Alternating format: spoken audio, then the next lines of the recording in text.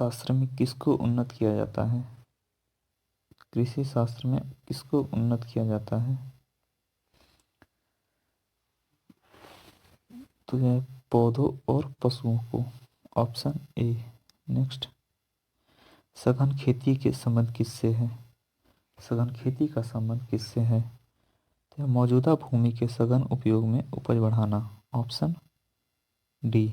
Next, बीजों के अंकुरण में कौन सा कारक महत्वपूर्ण नहीं है? बीजों के अंकुरण में कौन सा कारक महत्वपूर्ण नहीं है? तो सूर्य की रोशनी। Option D. नेक्स्ट, खरीफ की फसल कब बोई जाती है? खरीफ की फसल कब बोई जाती है? तो है जून जुलाई में। Option A. नेक्स्ट, रबी की फसल कब बोई जाती है? रबी की फसल कब बोई जाती है? तो यह अक्टूबर नवंबर में। Option D. नेक्स्ट, शीतकालीन फसल ऋतु को भारत में किस नाम से जाना जाता है? शीतकालीन फसल ऋतु को भारत में किस नाम से जाना जाता है? तो यह रबी। Option A. नेक्स्ट, भारतीय कृषि में जुलाई से अक्टूबर तक की अवधि को कहते हैं। भारतीय कृषि में जुलाई से अक्टूबर तक की अवधि को कहते हैं खरीफ का मौसम। Option B. नेक्स्ट, खरीफ की फसल काटी जाती है। खरीफ की फसल काटी जाती है नवंबर के प्रारंभ में। Option C. नेक्स्ट, एम्पियर मात्रक है। एम्पियर मात्रक है विद्युत धारा का। Option C. नेक्स्ट, निम्नलिखित में से समय का मात्रक नहीं है।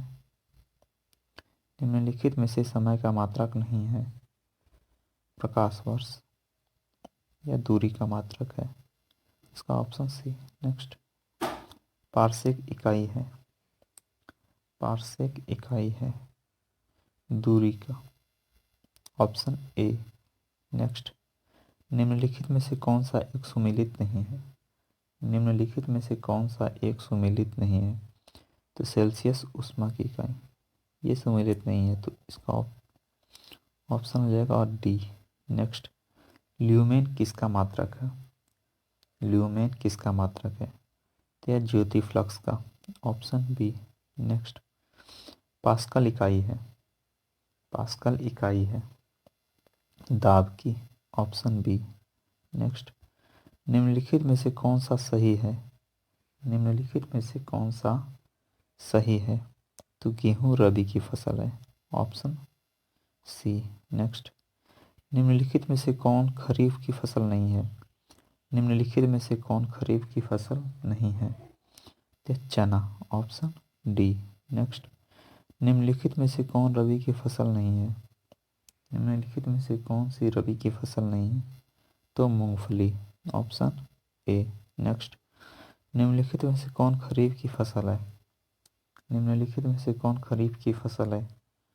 तो ऑप्शन सी, बाजरा। Option C. नेक्स्ट, निम्नलिखित में से कौन खरीफ की फसल है? निम्नलिखित में से कौन खरीफ की फसल है? तो गेहूं। Option A. नेक्स्ट, निम्नलिखित में से कौन रबी की फसल है? निम्नलिखित में से कौन रबी की फसल है? तो गेहूं। ये रिपीट हो गया क्वेश्चन। इसका ऑप्शन हो जाएगा बी। नेक्स्ट, गेहूं बोने का उपयुक्त समय कौन सा होता है? गेहूं बोने का उपयुक्त समय कौन सा होता है? अक्टूबर नवंबर। ऑप्शन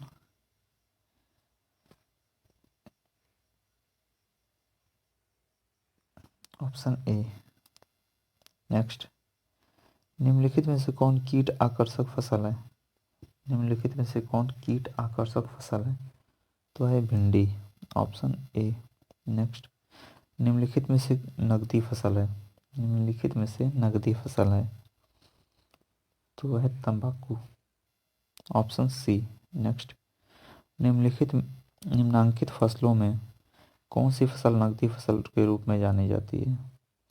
निम्नलिखित फसलों में कौन सी फसल नकदी फसलों के रूप में जानी जाती है? तो कपास, ऑप्शन डी। नेक्स्ट, निम्नलिखित फलीदार पौधों में से कौन पेट्रोपादपी है?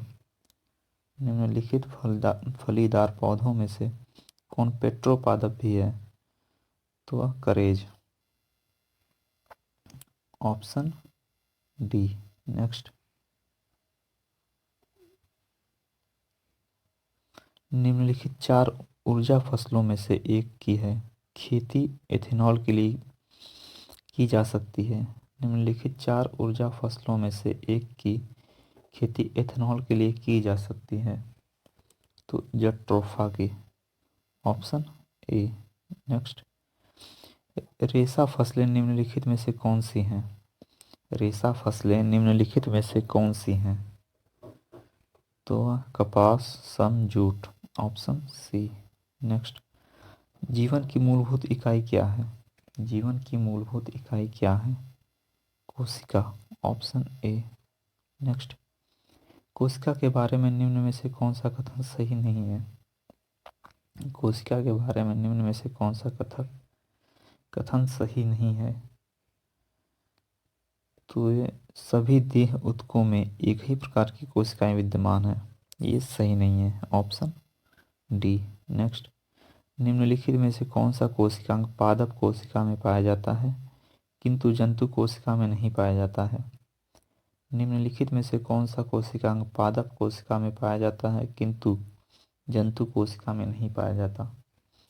तो क्लोरोप्लास्ट, ऑप्शन ए। नेक्स्ट, कोशिका का जीवित अंश जीव द्रव्य कहलाता है, यह किससे बना होता है? कोशिका का जीवित अंश जीव द्रव्य कहलाता है, यह किससे बना होता है?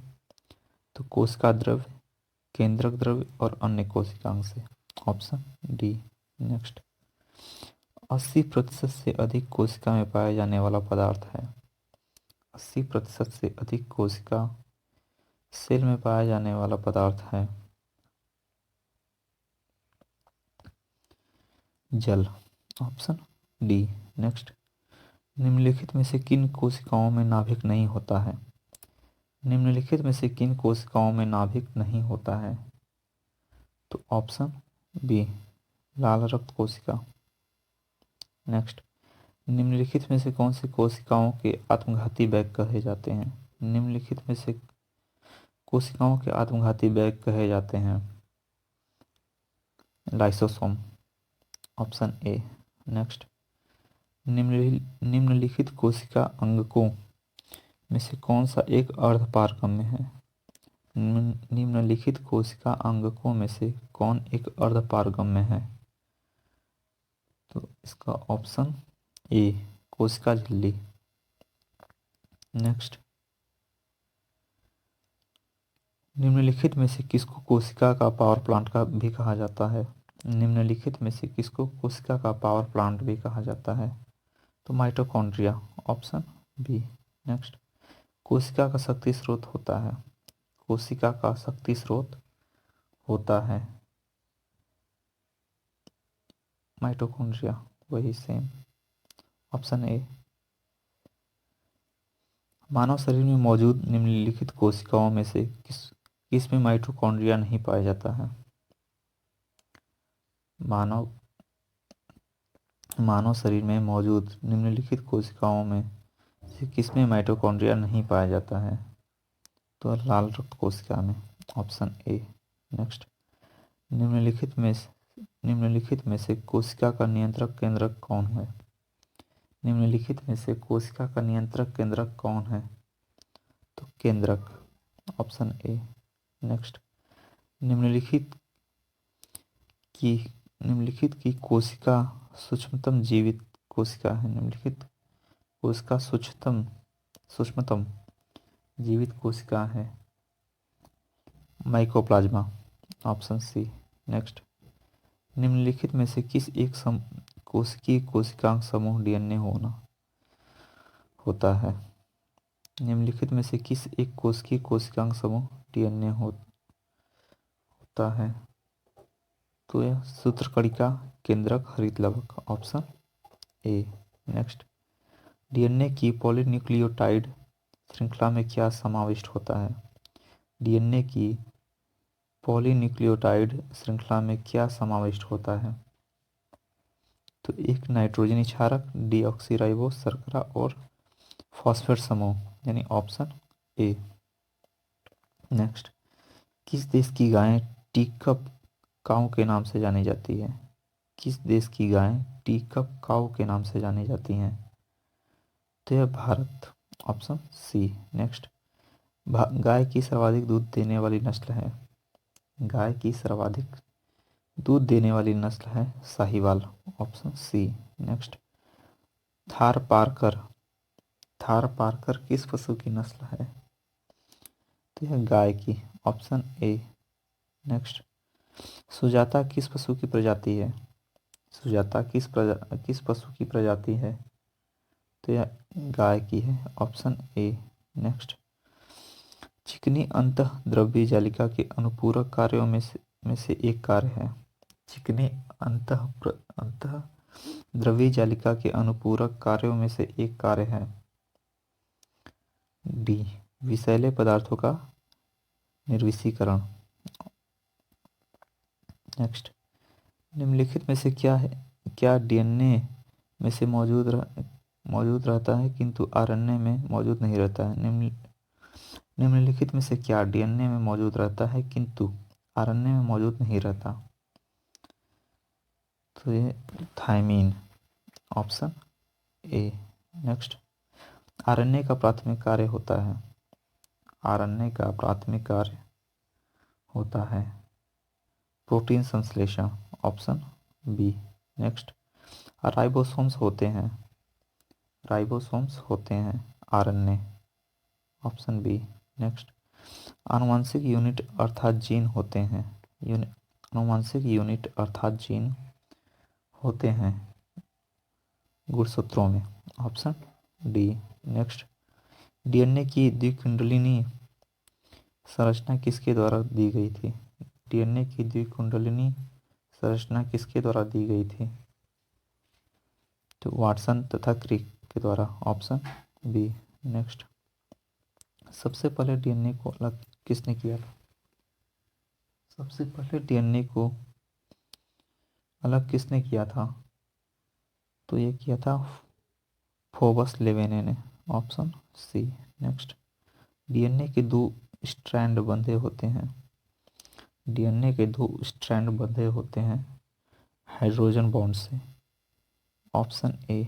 नेक्स्ट, डीएनए के एक तंतुगच्छ स्ट्रैंड डीएनए के एक तंतुगच्छ से आरएनए में आनुवंशिक संरचना के प्रतिरूपण की प्रक्रिया क्या कहलाती है? डीएनए के तंतुगच्छ से आरएनए में आनुवंशिक संरचना के प्रतिरूपण की प्रक्रिया क्या कहलाती है? तो यह अनुलेखन, ऑप्शन बी। नेक्स्ट, प्रयोगशाला में सर्वप्रथम डीएनए का संश्लेषण किसने किया था? प्रयोगशाला में सर्वप्रथम डीएनए का संश्लेषण किसने किया था? खुराना ने, ऑप्शन बी। डीएनए अंगुली छाप का प्रयोग किसकी पहचान के लिए किया जाता है? डीएनए अंगुली छाप का प्रयोग किसकी पहचान के लिए किया जाता है? उपयुक्त सभी माता पिता चोर बलात्कारी, ऑप्शन डी। नेक्स्ट, डीएनए का संबंध जिस अतिमूल प्रोटीन से है उसे क्या कहते हैं? डीएनए का संबंध जिस अतिमूल प्रोटीन से है उसे क्या कहते हैं? तो ऑप्शन बी, हिस्टोन। विषाणुओं में होता है या तो आरएनए या तो डीएनए, ऑप्शन डी। नेक्स्ट, पौधों को संक्रमित करने वाले अधिकांश विषाणुओं में क्या होता है? पौधों में संक्रमित करने वाले अधिकांश विषाणुओं में क्या होता है? तो इसमें केवल दोहरे तंतुगच्छ वाला आरएनए, केवल दोहरे तंतुगुच्छ वाले आरएनए, ऑप्शन डी। नेक्स्ट,